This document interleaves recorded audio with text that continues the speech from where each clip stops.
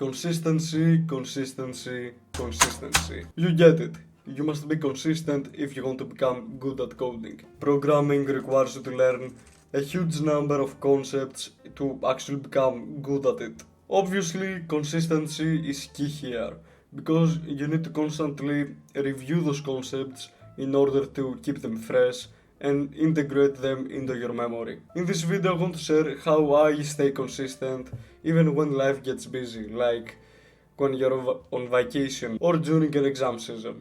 Let's begin. You see, when I was writing the script, I was on vacation in my summer house, and things there were a little bit slower because of vacation. The only coding related activities that I did there were writing some scripts for a video like this and practicing a few concepts I had recently learned. Let's focus a little bit on the latter.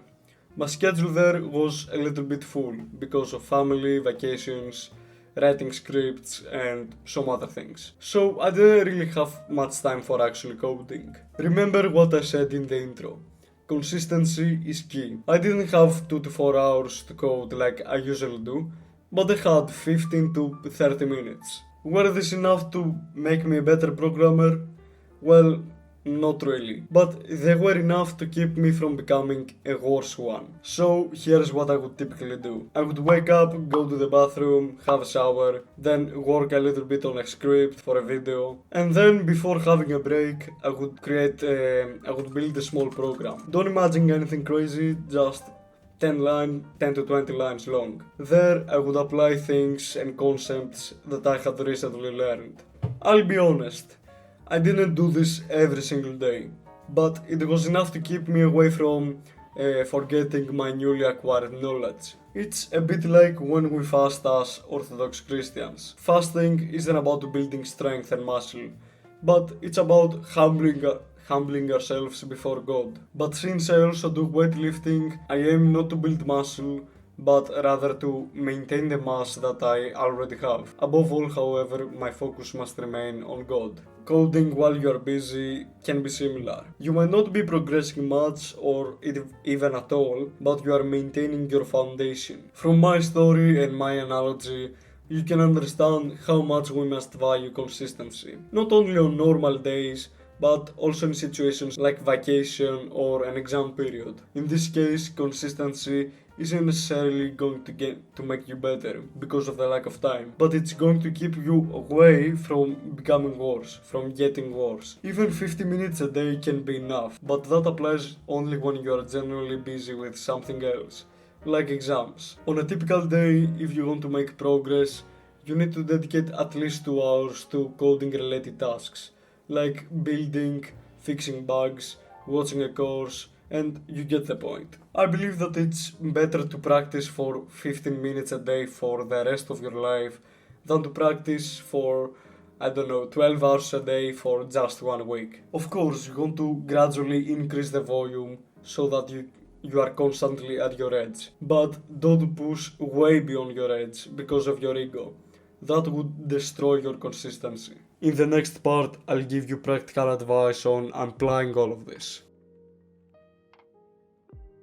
Let's say you're going on vacation for 2 weeks. If you have one, take a laptop with you. If you don't have one, don't worry. Find another way to practice your knowledge and your skills. Like, watching a course on your phone. Really simple, right?